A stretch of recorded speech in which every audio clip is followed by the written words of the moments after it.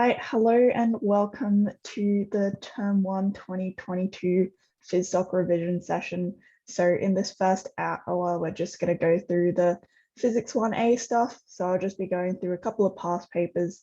For past Phys 1121, 1131 courses. Of course, it'll be a little bit different because the past papers I'm going through was back when it was in person, but same content, same kind of questions. You might just have to answer it a little bit differently.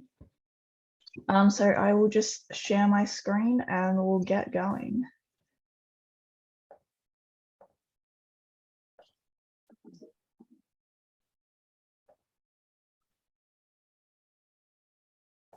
All right, here we go.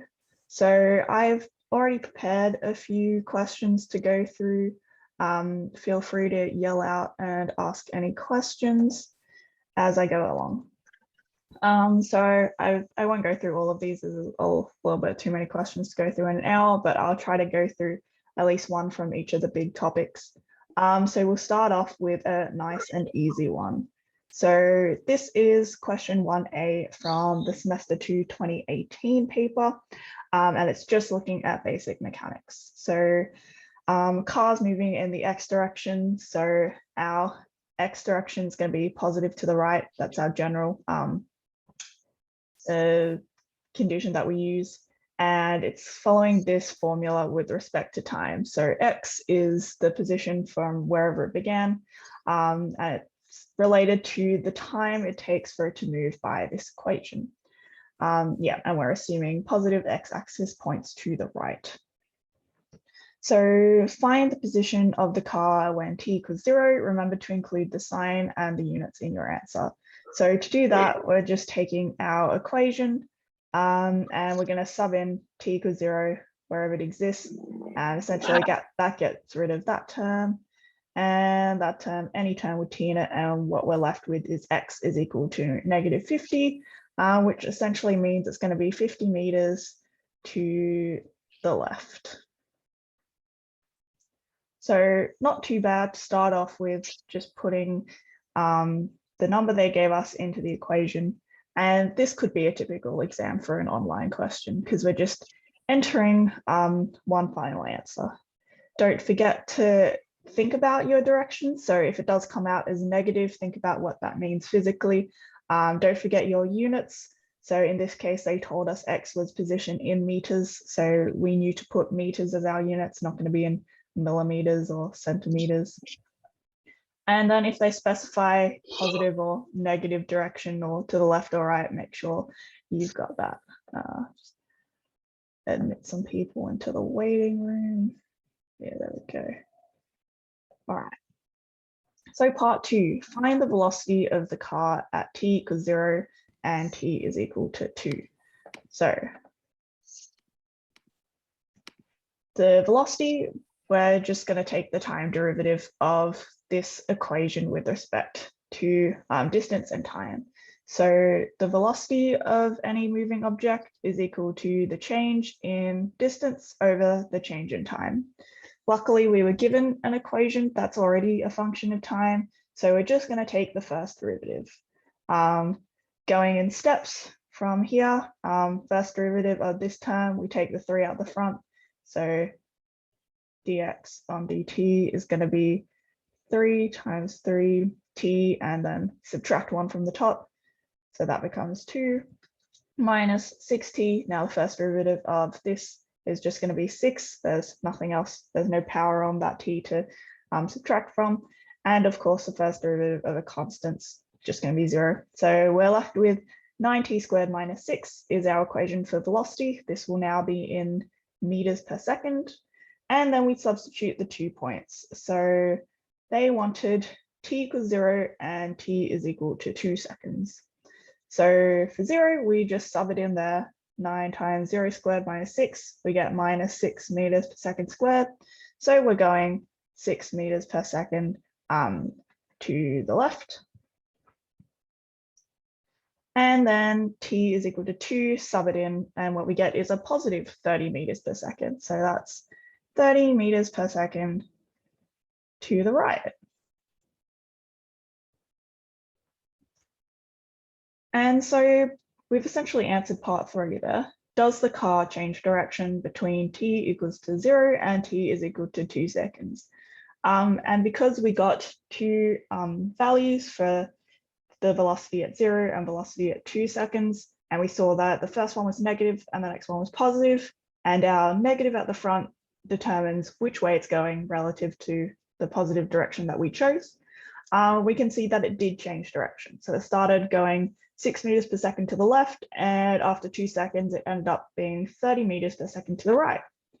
So because of the change in a sign, there must be a change in the direction.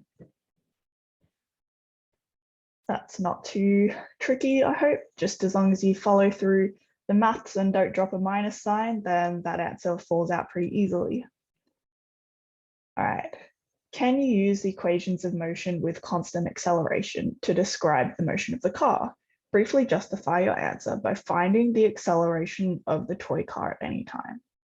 So our equations of motion, they're the ones that we've been using quite a lot. It's like the, I don't know it off the top of my head, but the standard Newtonian kinetic equations. And the general rule for that is they have to be used with constant acceleration. If you don't have constant acceleration, then you need to go through, do the derivative with respect to time to get all the velocity and displacement values. So if we were to then find the acceleration for this equation, we take the time derivative of velocity, same steps. So our velocity equation was up here. Time derivative of that, take the 2 out the front, we get 18t. This constant value disappears with the time derivative. And so our acceleration is equal to the change in velocity with respect to time, is equal to 18t. So it is not constant, it is still a function of time. So therefore we can't use our constant acceleration equations, essentially what that's saying. So that's a pretty big indicator. If you're ever given an acceleration that's a function of time, or even going all the way back, if we're given the distance and it's a function of t cubed, we know if we derive that twice with respect to time to get our acceleration, we're not going to completely get rid of that t cubed. Okay, we've got to differentiate it 3 times, and by that point we've gone beyond the scope of motion that we can really picture. And so at this point, just looking at that, we can be like, okay, we're not going to use those equations, those kinematic equations, we're going to have to use our time derivatives. And then finally, the last question for this question 1A, at what time will the velocity of the car be 20 kilometers per hour? Show all working and reasoning used in your answer.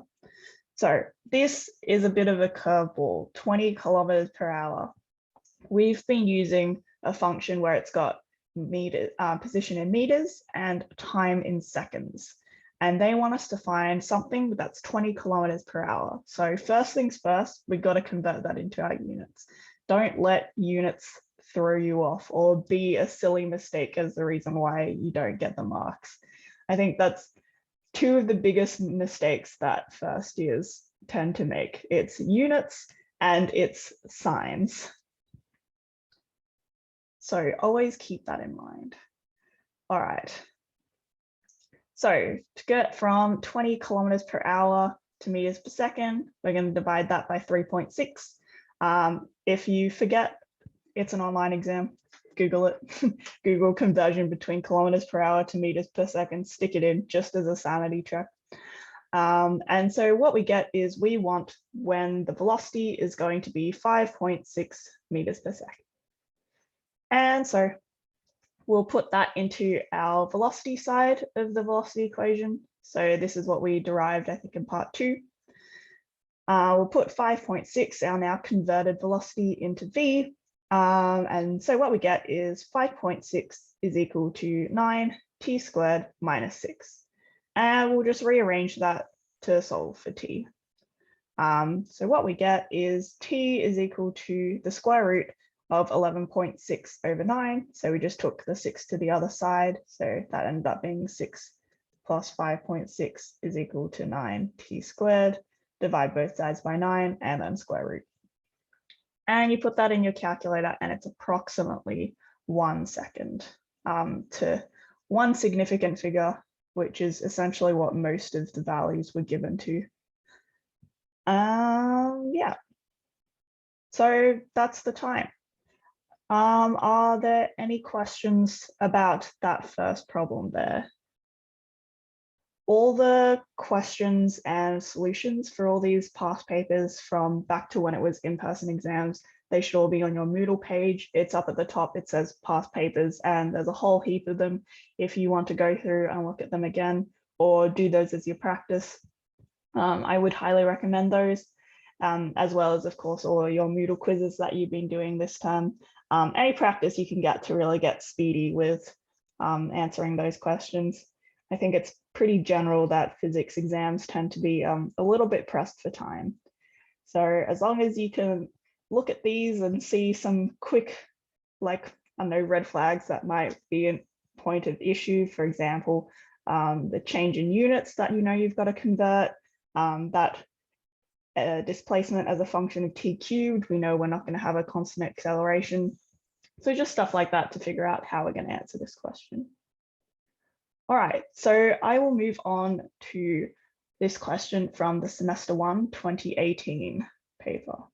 It looks like a big question, and it is a big question, and it's looking at rotational inertia, which I think is often a pretty tricky concept. So this was question 3B from semester 1 2018. Again, this is all available to you on Moodle, so you can go through and follow along if you would like.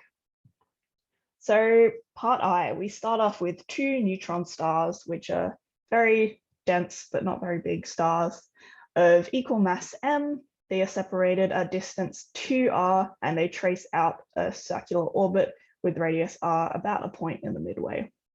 Use Newton's second law of motion and his law of gravitation to express their mutual potential energy.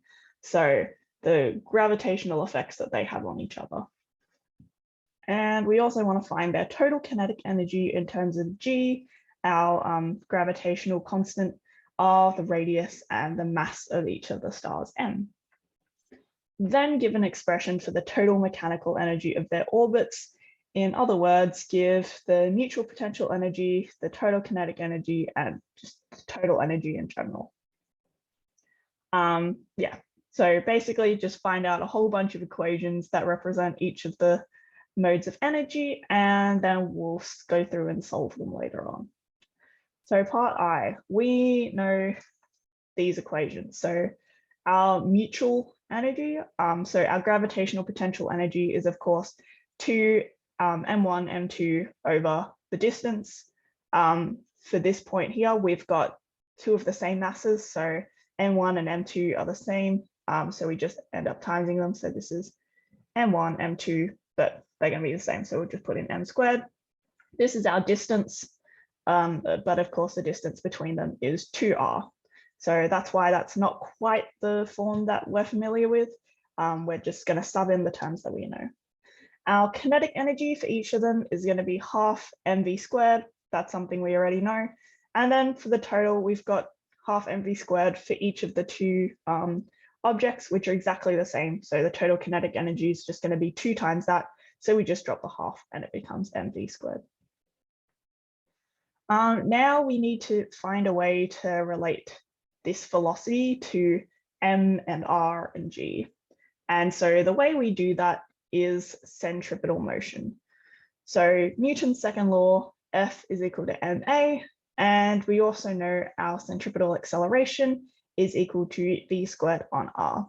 And so we just put this into our Newton's second law, and we get the force that causes that centripetal motion is equal to m, our mass, times our centripetal acceleration, which is v squared on r. And then we times r on this side, let's take r over to this side, times both sides by r. And what we get is r times the force is equal to mv squared. And we recognize that before as the total kinetic energy. So now we can say that our total kinetic energy is equal to the radius times the centripetal force. And we kind of get rid of that velocity term there, which is nice. And so our centripetal force is, of course, our gravitational force. So our gravity, the mutual potential or gravity between the two objects, is the force that's sustaining this circular motion. And so we've got our gravitational force from before. F is equal to gm squared over 2r squared. So of course, in the normal form, this was g m1 m2 over distance squared. Our distance we know is 2r, and our m1 and m2 are the same. And so this is our gravitational force, straight from the formula sheet, subbing in the values we know. And from before, kinetic energy is equal to the centripetal force, which is equal to the gravitational force. There's no other forces acting on it, times the radius. That's just what we found before when we were using our centripetal acceleration. And that is equal to g m squared over 4r. So how we did that was taking this, so that's g m squared over 4r squared, and for kinetic energy, we're timesing it by another r, so we get rid of one at the bottom, and that gives us g m squared over 4r. And finally, the total mechanical energy is equal to the potential energy plus the kinetic energy. So this was our potential energy that we found all the way back just by putting in our known values for the general form of gravitational potential energy. And then we had to go through a few hoops to find kinetic energy in the form of m and r and g. And so we'll just add that on. That's what we found through all those steps to get our total mechanical energy as negative gm squared over 4r. So I'll just hold that there for a second in case anyone's writing it down. But essentially it's just using all our formulas that we know for centripetal motion to rearrange our kinetic energy to get it in terms of all the terms that we know from the question. So we didn't really know velocity, so that was the key one we wanted to get rid of. And so if you ever see a motion question which has something moving in a circle and also something about kinetic energy, we know there's a velocity in our kinetic energy and we know there's a velocity in our centripetal acceleration. And so that's usually the way that we cancel that out. All right, so that was already a mouthful for just part I. So part 2, once again, use Newton's second law to relate gravitational acceleration to centripetal force. This time express centripetal force in terms of angular frequency of the orbits of two neutron stars, and use this to give an expression for r in terms of g, m, and that angular frequency. So again, we're still just setting up the question here. All right, so going back, our centripetal acceleration is just v squared on r, and our angular velocity is equal to the linear velocity just by this formula. So linear velocity is equal to angular velocity times r. And this was a little sketch I did. So this is like the center of motion. This is our body, and it will move at a linear velocity around this way. So following this loop around the center. And the centripetal acceleration is always going to go towards the center of motion, and our angular frequency is going to go around in whatever motion that linear velocity is going to be. And of course, our radius is just the distance between the center of motion and the object. So just keep that in mind when we're visualizing what's really going on here and what that angular frequency means. And so we'll just put this term into our centripetal acceleration term. Again, just taking equations from the formula sheet. If you have your formula sheet next to you, then you can just go through and be like, oh yes, I understand what that equation's used for. I can put it straight in, easy peasy. And so we just cancel out the radius on the bottom and the radius from one of the velocity squared terms. And so our centripetal acceleration is equal to the angular velocity squared times r. And okay, so we've already got our centripetal acceleration in terms of angular frequency. but we want to get our centripetal force in terms of angular frequency as well. So we'll use that and we'll go back to our trusty force is equal to mass times acceleration. But we also wanted the radius in terms of that. So we don't want force, we'll get rid of that. But we already had an equation for force from part I. So that was what we used to get rid of the velocity when we were looking at our kinetic energy. And so just from before, our centripetal force is equal to gm squared over 2r all squared, and it's equal to our mass times our centripetal acceleration. So we'll just take our equation from before of centripetal acceleration is equal to, this is in lowercase omega. So our omega squared, which is our angular velocity squared, times r, put that in there, equate these terms, rearrange them. So I'll put r all to one side, and what we get is r cubed is equal to gm over 4 omega squared, and we'll cube root both sides, and this ends up being our final formula for the radius of the orbit with respect to that gravitational potential, the mass, and 4 times our angular frequency squared. All right, so another big equation with a couple of steps that it took to get there, but we're still only using our same 3 or 4 formulas that we associate with this rotational motion. So our centripetal acceleration, our gravitational potential energy, our gravitational force, and our kinetic energy. So really only the same equations, just rearranging it into more helpful terms, which will hopefully be able to get us out some numbers eventually. You might not have to do as many of these steps in an online exam. I'm not quite sure how accurate or how many questions are going to ask you where you have to input a formula that you come up with. It might be that they'll give you some numbers to put in and then type in a final answer. I'm not sure, I haven't seen the exam, but just be prepared for anything. Okay, part 3. So they've got this fancy little diagram here of what the LIGO team studied from 2 neutron stars in neutral orbit. So it was a little bit nice. They tried to put in some relevant physics research into your exam. Probably a little bit stressful at the time, but in retrospect, it's nice. So later they fused, their masses were estimated to be m is equal to 3 times 10 to the 30 kilograms. So now we're kind of getting into putting in some numbers and seeing what we get out. 8 seconds before they fused, their gravitational waves had a frequency of 60 hertz, corresponding to an orbital frequency of 30 hertz because of the 2 stars in orbit. Honestly, not quite sure how that works out mathematically, but I'll trust the LIGO team. The gravitational wave spectrogram is included above for your interest, so that's what they were able to produce. So from your answer to part I and this data, determine the radius of the orbit with frequency of 30 hertz. So we're given our angular velocity or our angular frequency as 30 hertz. We were also given the mass they estimated for each of the stars, which is 3 times 30 kilograms. So that's quite massive. And we'll get started with that. So this was our formula from part 2.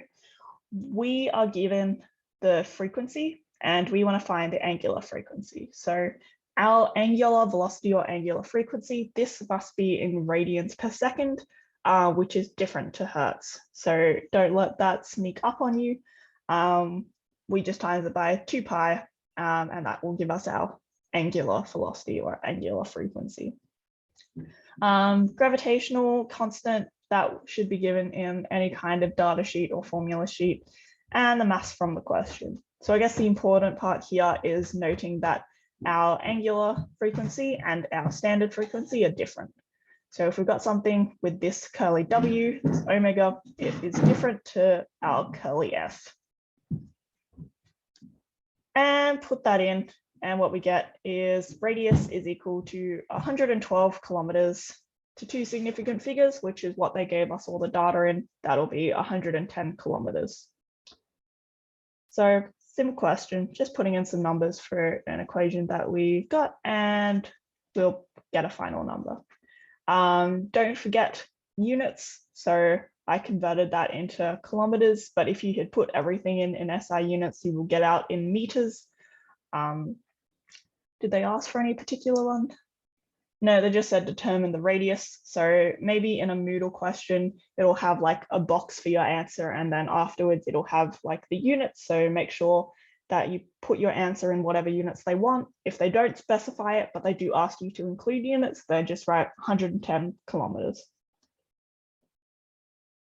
All right, part 3, not too bad. Part 4, assume the orbits are steady circles and use your answers to I and III to determine the total energy of the two orbits when the orbital frequency is 30 Hertz, about 8 seconds before fusion.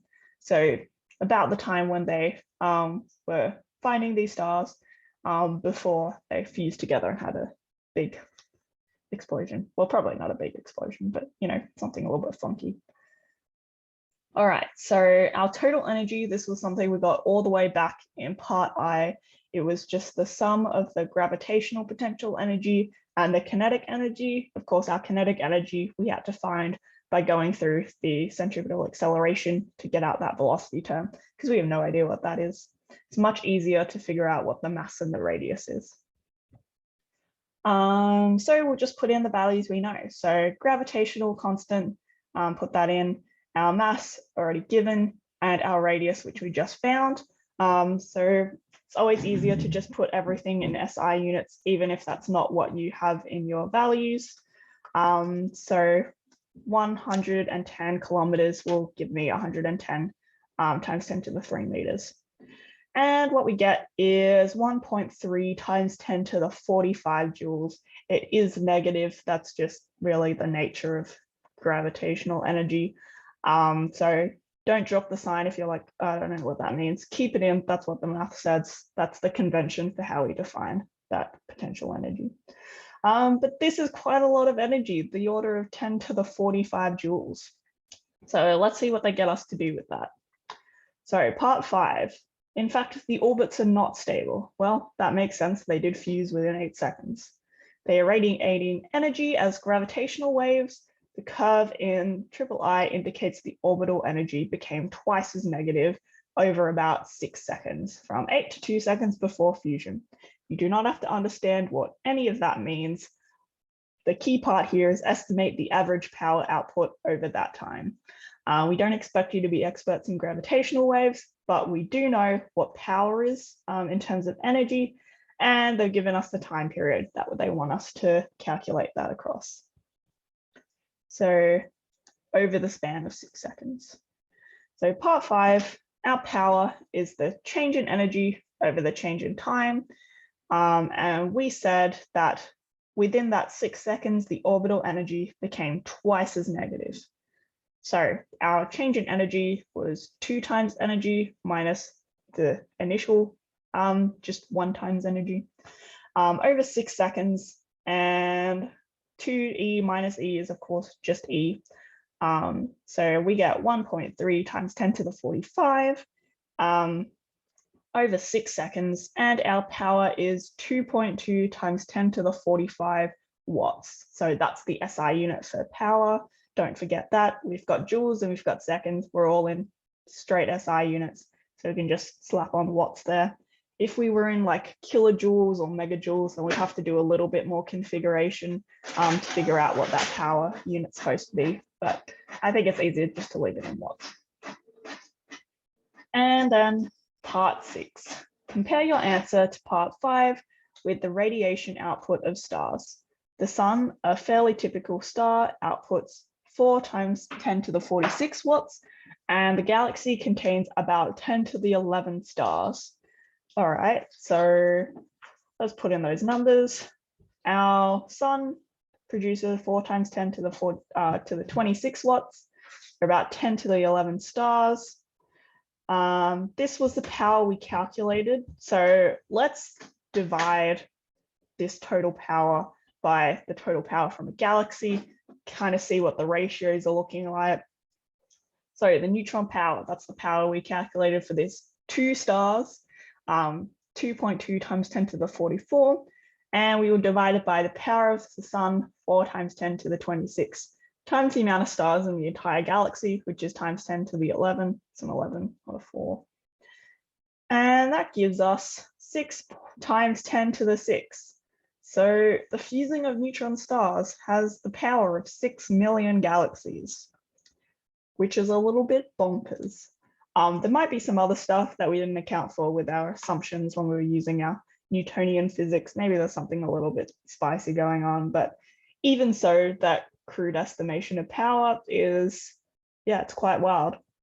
Although that makes sense that they were able to finally see these gravitational wave phenomena, because that's a lot of energy. You'd have to be blind to not see that. And by blind, I mean not using very expensive astrophysics equipment. All right, so are there any questions about that question there? So it was quite a bit of, I guess, trying to figure out what you can do with the equations you have in your formula sheet.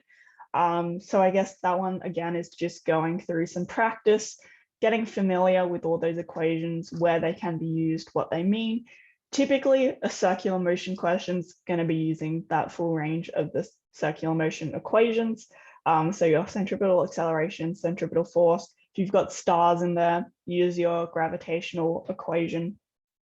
And then it's just rearranging that into the forms that the question asks for, or the form that will have all the values for which the values that they give you in the question will fit in, so you can get a number out. And then this last few parts, they were just a little bit of interest to see if you can put that into the context of real physics phenomenon. So we were kind of blindly playing around with equations at first, but then to finish off with, we put in those numbers and we were considering, does this make sense within what we know about the universe and astrophysics and stuff? It's not going to be too complicated, but something a little bit interesting. All right, let's do a thermal physics question. Not that one. Let's do this one. All right, so this is a few components of thermal physics. We might not do all of it, we're running out of time, but again, there does exist recordings from past Physics Society revision sessions. So if you just go on YouTube and look up UNSW Physics Society or PHYS1A, you'll find our page. It's just got the little icon that's the same as the icon from the Discord. And there's a few past revision sessions in there as well.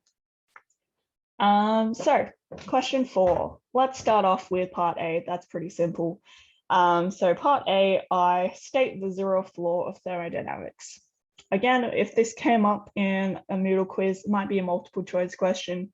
It's an online exam, you can Google it. Go through your notes, figure it out. But the 0th law says, if bodies A and B are in thermal equilibrium with body C, then A and B are also in equilibrium with each other. Essentially makes sense. If you got two rectangular blocks touching each other, and they're both also, and there's another block touching it, and two of them are in thermal equilibrium, then if the whole state has had time to kind of sort itself out, then it should all be in equilibrium, really. Part 2, state the first law of thermodynamics as an equation. Explain what each term in that equation means. So first law, the total change in internal energy is equal to the heat added plus the work done on the system, and that's our equation. Not too difficult. I don't think this is a typical question that you might get asked in a Moodle quiz. I mean, again, it might be a multiple choice, but you won't really have to do too much typing. But just to refresh our memory before we launch into the questions. And then part 3, name the 3 modes of heat transfer. So we've got conduction, which is when we've got 2 objects touching each other and the heat energy travels from one body to the other via that contact. Convection is typically more so with fluids. So if we've got like hot water down the bottom and cooler water at the top, our hot water will float up and it'll kind of create this mixing to distribute the heat energy. And then radiation is heat transfer without contact. So like the sun will create a lot of energy, and so we get that heat energy from the sun via radiation. All right, not too bad. Hopefully that's just reiterating stuff you already know from physics. And yeah, let's do part C. Part C is a bit more interesting than part B. So part C has a rod of length L is equal to 1, and it is made out of brass. Calculate the linear thermal expansion of the rod as the temperature increases from 20 degrees Celsius to 100 degrees Celsius. So this is a formula just out of your formula sheet. It shouldn't be too ambiguous. There's really only one formula for thermal expansion. There might be other forms if it's like in 2D or 3D, where you'll have, instead of alpha, it'll be either beta or gamma, whatever the form is for, I guess, 2D area expansion. And then instead of length, it'll be area. But this one's pretty simple. It's just length.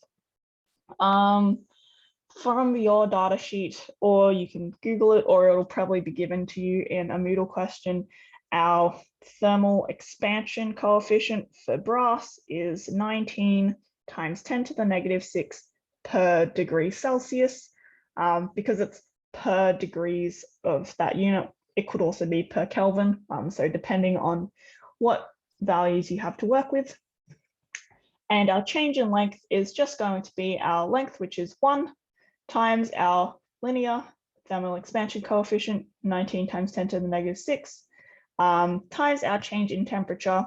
This was 100 degrees Celsius minus 20 degrees Celsius. So our final minus our initial. So don't forget the order there. Change in temperature is going to be temperature final minus temperature initial. And put that into your calculator, making sure you got all the units in SI units, and converting that to millimeters, because I think it looks like a nicer number. Our change in length will be 1.52 millimeters. So not too bad, just identifying which equation you need, going through your data sheet, getting the thermal expansion coefficient for the relevant material. In this case, it's brass, and then just putting your numbers into your equation. Again, make sure you're working with the right units, and make sure you put your units in your final answer if the question asks for it. Then part 2, a second rod, also with length L is equal to 1 meter, is comprised of aluminium and copper. If the rod expands the same amount as the brass rod when heated from 20 degrees to 100 degrees Celsius, what fraction of the rod is aluminium? So just looking at our general form of this linear expansion equation, we've got our change in length. We want it to be the same as the change in length in the brass rod. So we've already got that value. Our thermal expansion coefficient, we can find that for aluminium and copper from the same data sheet as our brass thermal expansion coefficient. And our change in temperature is going to be the same. What we don't know is the length of each of those aluminium and copper components. So we know the whole thing is also going to be 1 meter, but because those thermal expansion coefficients are going to be different from each of those materials, we got to scale it accordingly. So let's separate that into the terms. So when we add heat, we've got some aluminium component which has length X and some copper component which has length L minus X. So L is this total length of the rod. When we have heat, they're both going to expand a little bit. And so collectively, we want that to expand the same amount that the whole brass rod expanded. But we don't know how much each thing is going to expand, and we don't know how much that total length of it initially was. So just from the data sheet, our thermal expansion coefficients from aluminium, that's my little AL subscript, and copper, Cu, here as follows. So 23 times 10 to the negative 6 per degree Celsius, and then 17 times 10 to the negative 6 per degree Celsius for copper. And when we've got two materials, we can just separate our thermal expansion coefficient by having these two forms here. So our total change in length, so that's our change in length of aluminium plus our change in length in copper, is equal to this whole equation in terms of aluminium and the whole equation in terms of copper. And if we put in our terms there, we know the length of aluminium is some X value. Our thermal expansion coefficient, just from our data sheet, we'll put that in there. Then our change in temperature was 100 minus 20 degrees Celsius. So we can just put in 80 there. So this was our aluminium. Then for copper, our length is now L minus X. Of course, our L is just equals to 1. And then our thermal expansion coefficient for copper and our change in temperature, which is still 80 degrees. And so this is copper. And we know what our change in length is going to be because we want it to be the same as what we found in part I. So 1.52. And we'll put that in. So 1.52 times 10 to the negative 3, because I gave my answer in millimeters. So we'll put that back into meters just to be safe. Take X out the front of this. So we'll have X out the front is equal to the rest of that aluminium component plus the rest of that copper component. So that's plus 1 minus all of that. So we'll just get rid of that 1 and that turns into X, negative X. So 1 minus X is equal to negative X. So that leaves us with the negative, and then we took the X out the front, the rest of those values. And oh, okay, there's the rest of the plus 1 times 10 to the times 17 times 10 to the negative 6 times 80. Okay, so sorry, that's not right at all. I remember how to do maths. So this is just our negative, our 1 minus X, and we can separate that into two lots. So it'll be 1 times all of copper, and then minus X times the rest of the copper terms. But we'll put that into this big brackets to get X out the front. A little bit of rearranging your calculus there. And then you subtract this value from the other side, divide it by this big bracket here, solve for X, and just putting that in your calculator, you get X is equal to 0.33 meters, which means copper must be 1 meter minus that. And this is our associated lengths for each of the materials in the rod. All right, so that's the end of that question. That was question 4, part C from the Term 2 2019 paper. If I recommend anything else to study from this topic, it would also be to do a question with a thermodynamic cycle. So I did one of those in the recorded revision session that is on our Physics Society YouTube page. It is also the same as the kind of final question from, I think, the lab that you did, which had a thermodynamic cycle. So if you didn't get up to that in your lab, I would recommend going through to do that because that's a pretty standard exam question. You get a lot of values out of that, which is easy to put in Moodle. So definitely make sure you've got your thermodynamic processes under your belt. And we've got about 10 minutes left. And so we'll do something from waves. Let's do this question here. So this is looking at sound waves. I like this question because it's got a little bit of a fun context. So Liz, which is of course the famous Liz Angstman, who runs all of first year physics, is walking towards the physics building having just bought coffee. Pretty standard. With a speed of 2 meters per second. Alex is also heading towards the physics building. So I reckon that's Alex Hamilton. I don't know if he still teaches the thermal physics component, but he did at the time when this exam was written. He's heading towards the physics building on his bicycle with a speed of 5 meters per second. Initially, Alex is behind Liz. Worried he will collide with her, Alex sounds his bell, and the bell has a constant frequency of F is equal to 676 hertz. Alex leaves the bell on as he passes Liz. he may be pleased to hear that he narrowly misses her. That's good. If Liz was out of action for any given point in time, the physics building would simply crumble. So we're going to take the speed of sound to be 340 meters per second in air, and we'll solve a few of these questions, just looking at how the perceived sound changes with respect to the changing frames of reference. So part I, what frequency does Alex hear coming from the bell? So Alex is on the bike, he is the person sounding the bell. So this bell, this sound is in his frame of reference. There's no relative motion between Alex and the bell. So Alex hears the sound as frequency is equal to 676 Hertz, the exact same as what it truly is.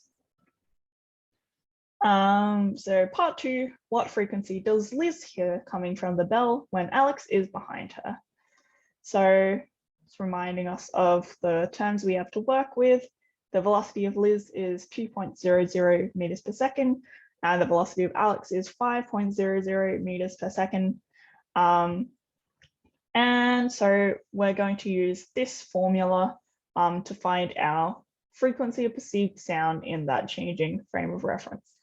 So our F dash is going to be the perceived frequency of sound in this different frame of reference. So this is what Liz hears, that's that little L there, is equal to the original frequency, which is the frequency in Alex's frame of reference. So that's why I've put an arrow to A. C is our speed of sound. And for when Alex is behind Liz, he is coming closer to her. So we're using this formula with the speed of sound minus the relative velocities for when a sound is approaching you. I'll show you the form for when he's going, after he's gone past her and is now moving away. But this is the form for sound getting closer.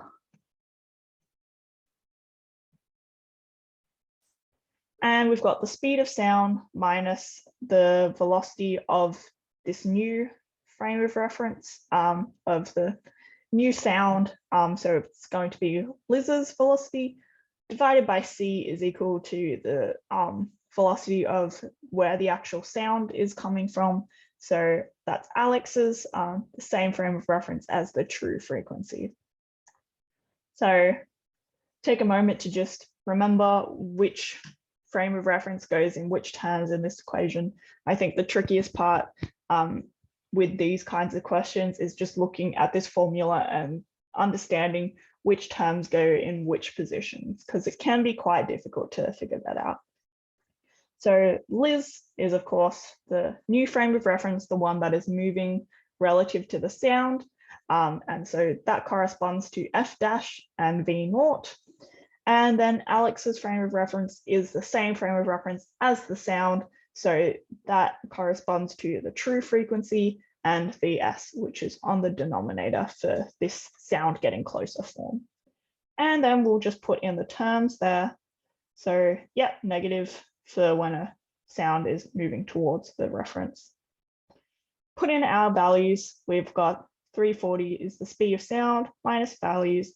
And what we get is that Liz hears this at 682 Hertz. And that makes sense. This is Liz. Got a nice dress on because we love female physicists. And then Alex on the bike. This is a lovely bike. This is the sound. It is coming towards her, and as the bike moves forward, it's kind of compressing these sound waves. And so we hear the sound at a higher frequency. And part 3, what frequency does Liz hear coming from the bell after Alex has passed her? All right, so this time we've got the sound source is moving away from the reference. So this is Liz, her dress and her cup of coffee. And this time the sound source on the bike is moving away from the reference. So this is the sound source, it's coming out in all actions from the bike, but as the bike is moving away, it's kind of creating more spacing between the sound waves. And so we should expect to hear a slightly lower frequency. And so for this form, when it's moving away, we now have the positive signs. Same thing, our frequency F dash and our V naught comes from Liz's frame of reference. So not the same frame reference as the sound, but our frequency and our VS, that comes from Alex's frame of reference, which is the same as the sound. And we'll put in our values there and we get 670 Hertz. So it is slightly lower frequency than the original.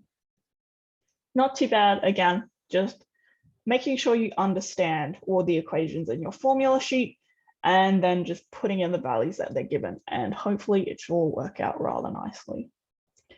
And if you're ever like unsure of which way around it should go, do a sanity check. Draw a little drawing of Liz and the bike going past. If your sound source is moving away from the person hearing it, then we should expect a lower frequency, which is what we got. So we're pretty confident that we use the right formula. Same as before, when the sound source is moving towards the observer, it's condensing those sound waves. We expect to hear a higher frequency, and that's what we got. So we're pretty confident we use the right formula for that one as well. Then this is where it gets a little bit tricky. So after Alex has passed Liz, a gust of wind with a speed of 12 meters per second blows from behind Liz and towards Alex. What frequency does Alex hear from the bell now? What frequency does Liz hear from the bell? So now we've got Liz. She is walking towards this way, slower speed than Alex is riding towards this way. Sound coming out from all around this bike, the bell, and there is now also a wind that is gusting in that same direction as all of them. So the frequency of the sound is 676 Hertz with no relative motion because our Alex is still on the bike with the sound.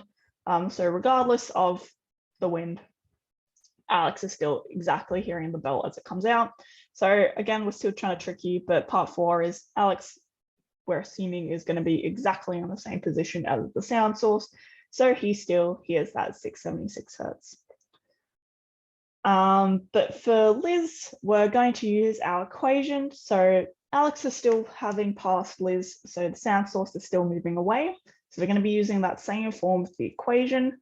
However, this time we've also got the wind that kind of spices it up. So the speed of our observer, that's what our VO is going to be the velocity of Liz with respect to the wind.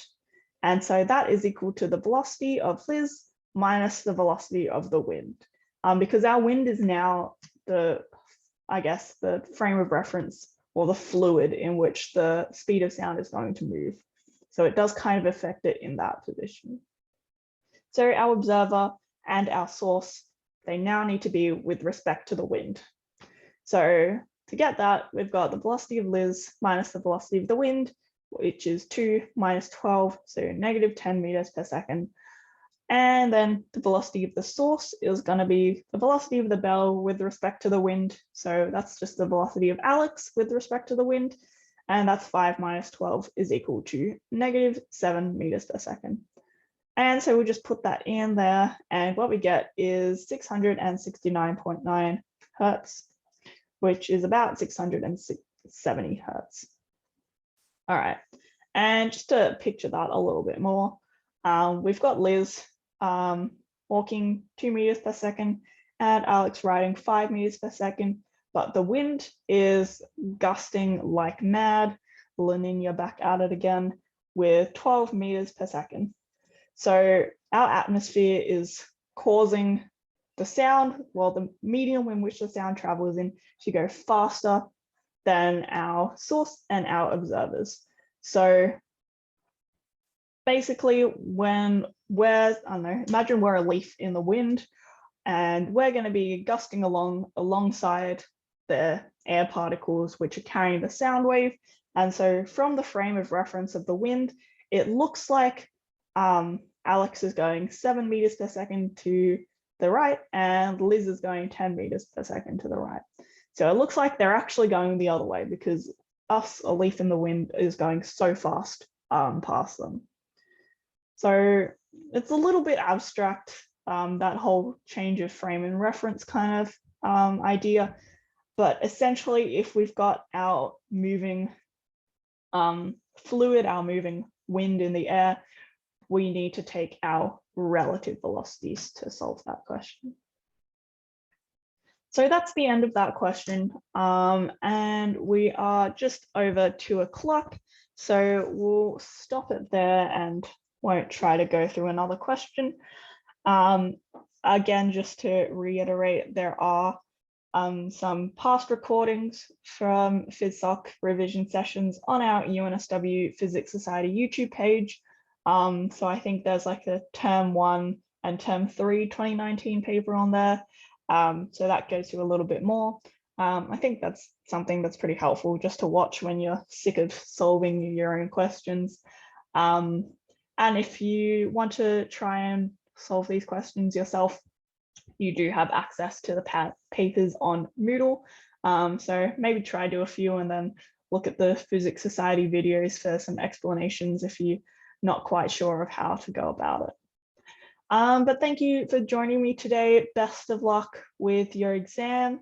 Feel free to stick any questions in the chat if you would like me to answer any kind of, I don't know, conceptual or exam questions, whatever you like, or if you want me to go back to a problem just to go over something that you might have missed. But yes, thank you for joining me. And we'll just take a couple minutes before we get into the PHYS1B half of it. And I will stop sharing my screen.